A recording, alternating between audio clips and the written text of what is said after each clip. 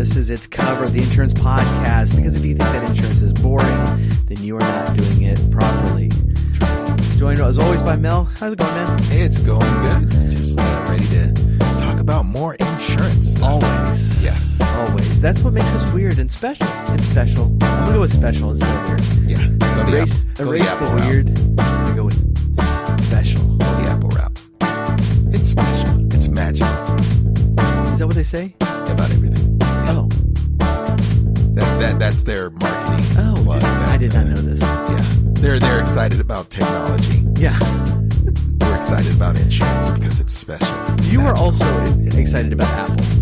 Oh yeah. Yeah, I'm definitely the I'm Apple a fan guy. boy, yeah. I love Apple. In the office. So I have an Apple product. yes, you do. I bought it used. And it still works. That's right. That's how they do. No, in all seriousness, I've never transitioned to listening to music on my phone because I have a lot of music, like a lot of music. I think it was like 1,500 MP3 tracks, and that didn't fit on my phone. Yeah. And so I got for my birthday a long time ago, like a 120 gig iPod. Yeah. And I was like the only person left I know who listens on an iPod. and it took a lot for me to start doing podcasts off my phone, at least podcast. Yeah. And the whole reason for that is just ease of updating and all that. But all of my music, it's still on my iPod. I did finally have to replace it. But it did last a good while. Yeah. Is that what we were talking about today? No, that was last episode about your not moving into the future. No, We did mention not moving into the future last episode. but Yes. we talked about other people not wanting to move into the future. Yes. Me, I'm fine in the future. Me with my, and now, this, when I first got my 120 gig one, it was not called the iPod Classic yet. Right. But now they're calling it the Classic. Yeah. They're like, oh, that means I'm behind on something. It's still a great device. It really That is. thing is yeah. I don't think they use the word classic with anything they've ever produced. Oh, For really? that one. So It's magical. It's special. you're getting it. Special and You're magical. getting it. There you go. Oh goodness. So, well, today we're going to talk about, I mean, somewhat appropriately is cost of repair. I'm finding a tenuous connection. You know, it's like of me dealing with really old technology that is probably, if I were to insure that my iPod, it would be. I'm stretching. I know. As I keep talking, trying to explain this transition, I should just say I'm bad at the segue, and Yeah. just go.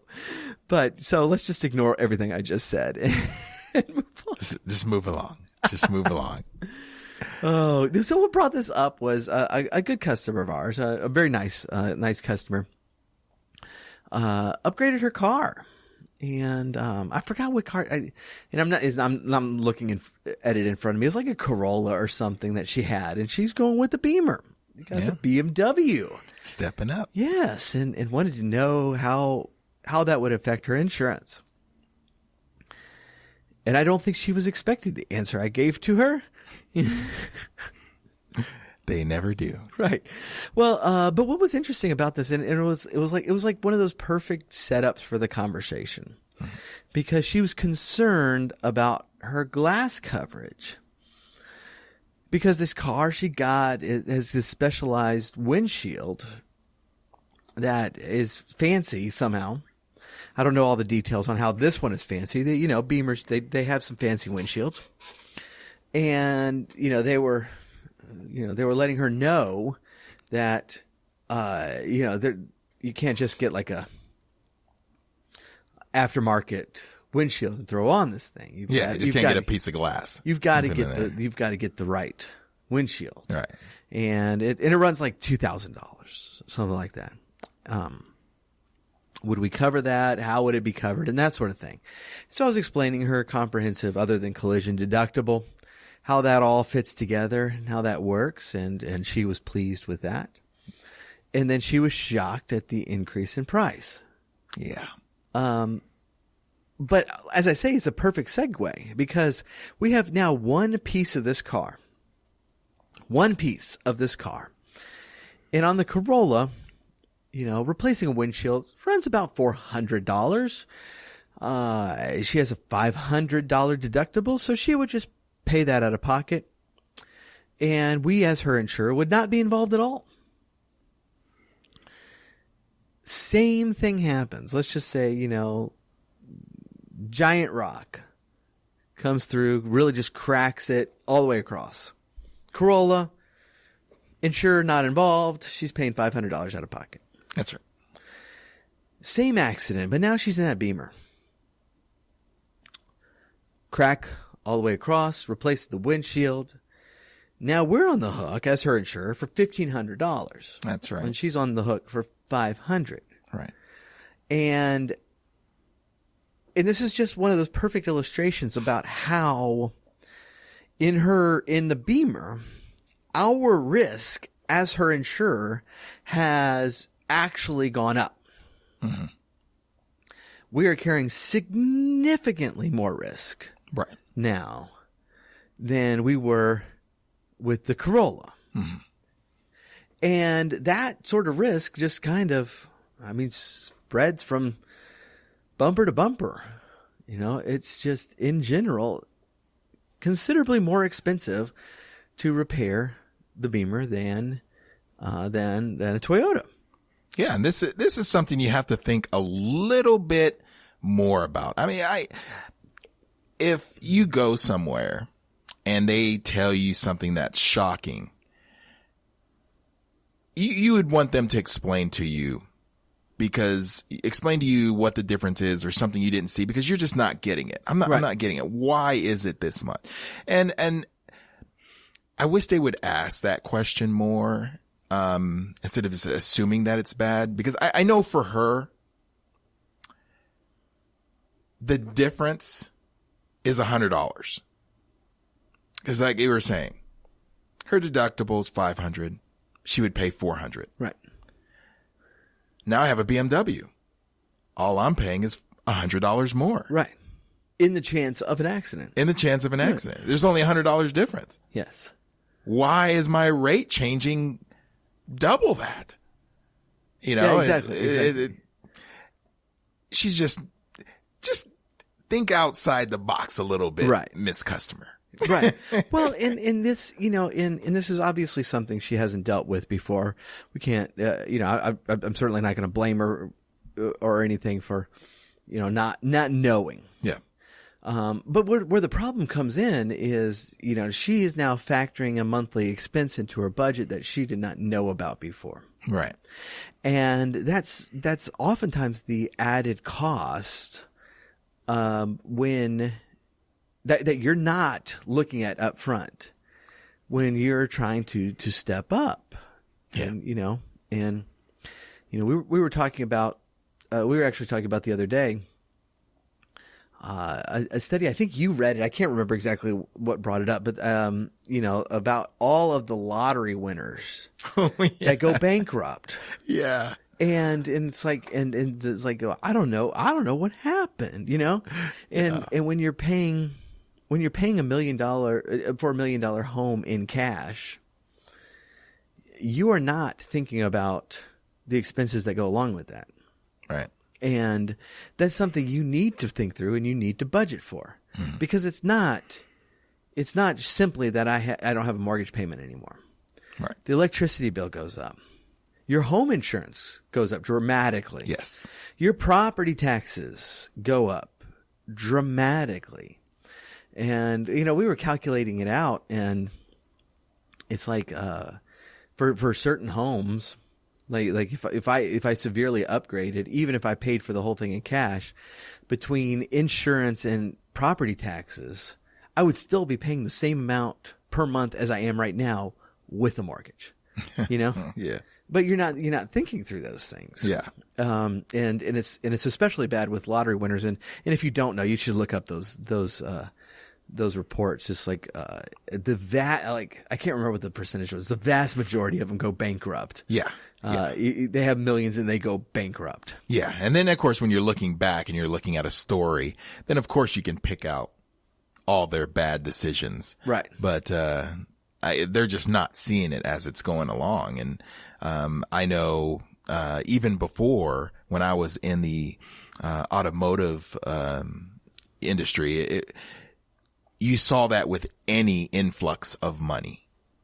Any influx of money, they think that whoever they saw, with whatever they wanted. So if they see a nice car with nice rims, they go, the only difference is he paid this much for it and I don't have it.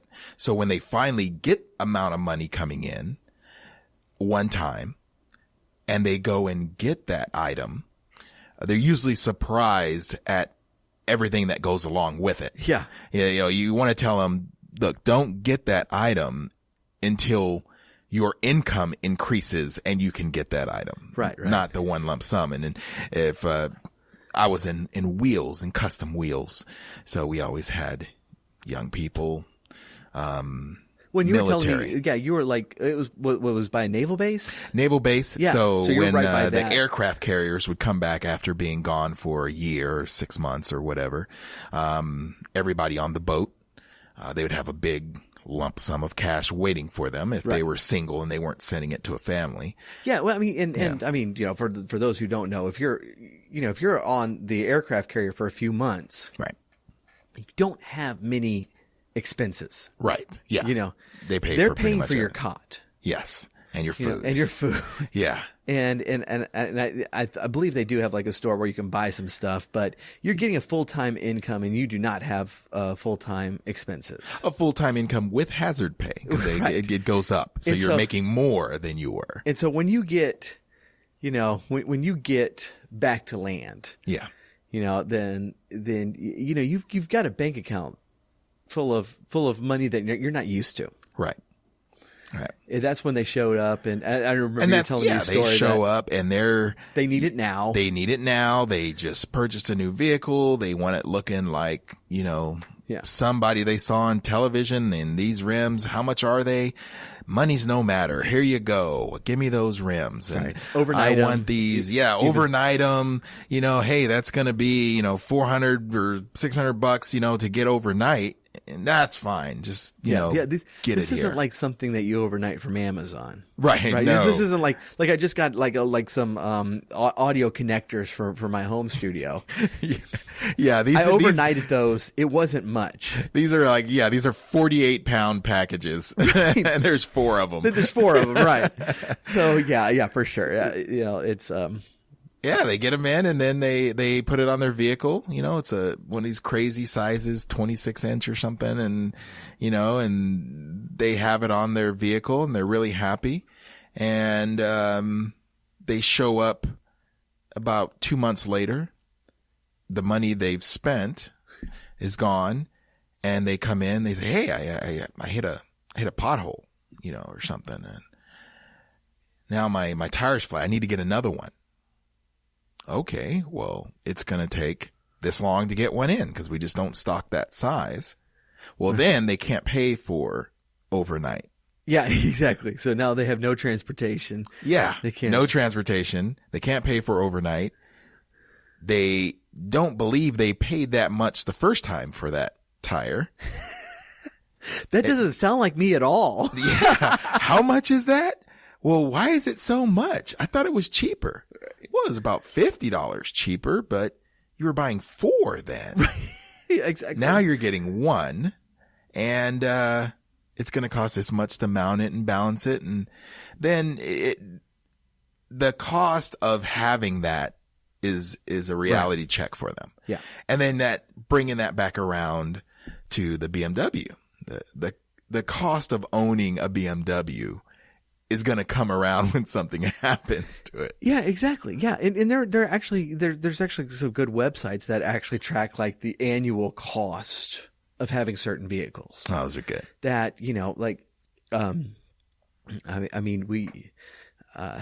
when it was time for my wife to get a new car, she got a Mazda because she had this old Mazda Protege when they were making Proteges, and she drove the thing forever, and it never had a problem. Yeah. And you look on like these reports, and Mazdas are always super cheap to maintain. They never break down. They're marvels of engineering, you know. And so she was like, yeah, I want to keep doing that because I never have any problems with it. Yeah. And, you know, it's been a few years. We haven't had any problems with it, you know. But that's not, it's certainly not to say, hey, don't get the Beamer. Get the Beamer. Just know what you're getting into. Right. Just know in advance. Right. And it's, you know, it's worthwhile to encourage customers. And I hate saying this because it's more work for us, but it is worthwhile to encourage customers. Hey, don't just shop the car by itself.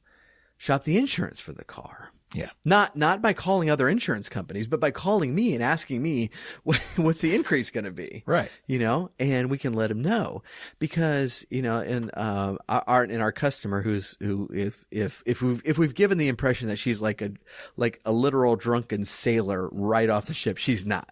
Yeah. She's extremely responsible and sweet. She was kind of blindsided by this and it was good time to bring it up because of that. You know, she was budgeting for a certain monthly expense for this car, not realizing that monthly expense was going to be $50 more per month. And so that's kind of a shock to the budget. And I remember one of my family members, had a sports car for a while. And what made her stop, you know, finally selling it, the car was paid off, but having to buy premium gas for it, you know, the ridiculous cost of maintenance on it, anything that broke down on it was a fortune, you know, and the insurance was also high. And so, you know, that was finally like, hey, you know, I've paid off this car, but it's still just a ridiculous expense. Yeah. And that's in a lot of areas too. Yeah. Like you were saying, the performance cars or sports cars, and you get that in the larger off-road vehicles as well. You know, getting big size tires that go on a lifted truck. I remember when I went back to just getting regular stock, I was so happy with the price. Yeah. I was like, oh, this is great. How much is it again? How much is it for, 4 tires and, mounting and balancing and rotating and all that? That's it? Really? Wow. That is great because I'm so used to custom things that were just outlandish in the price. Yeah. And you remember that I owned, I'm hesitant to say it. I owned an HHR. You know how much I hated that car. Yes. And it was not something I bought intentionally. My car, my previous car, literally, I just drove it into the ground. It was not worth, I mean, it was in bad shape. It was not even worth repairing because it just wasn't worth anything. And at the same time, my grandparents were getting rid of this HHR and so gave me a deal on it and I hated it.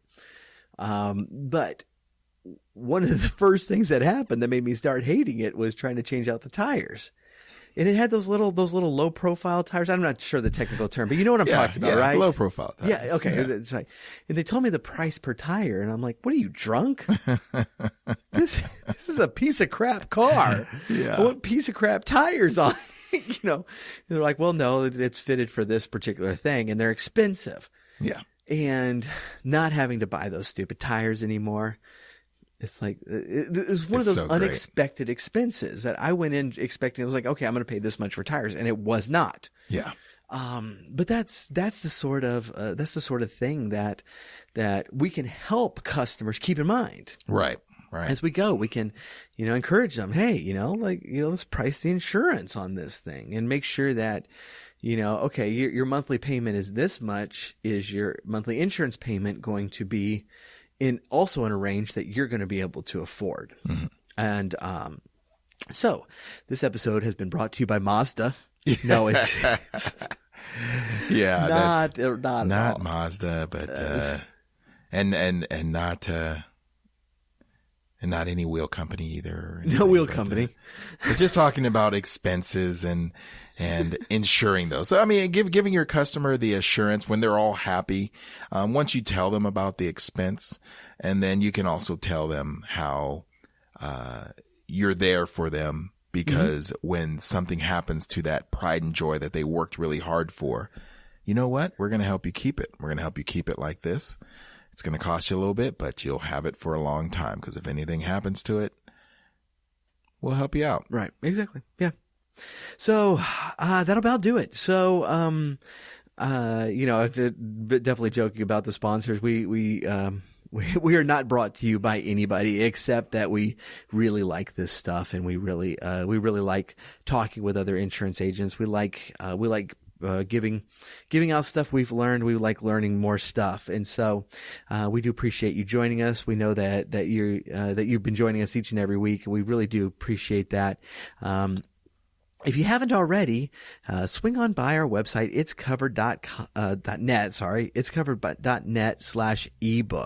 and that's another way that we've been trying to provide you with good information on, trying to kind of increase your capital as an agent. That this ebook is one that was written by me to kind of help agents avoid the pitfalls that happen in claim and help your customers through it. So please do check that out. That's a free gift that we want to give to you. And we appreciate the feedback that we get from you on these episodes, on the book, and everything else that we've been doing.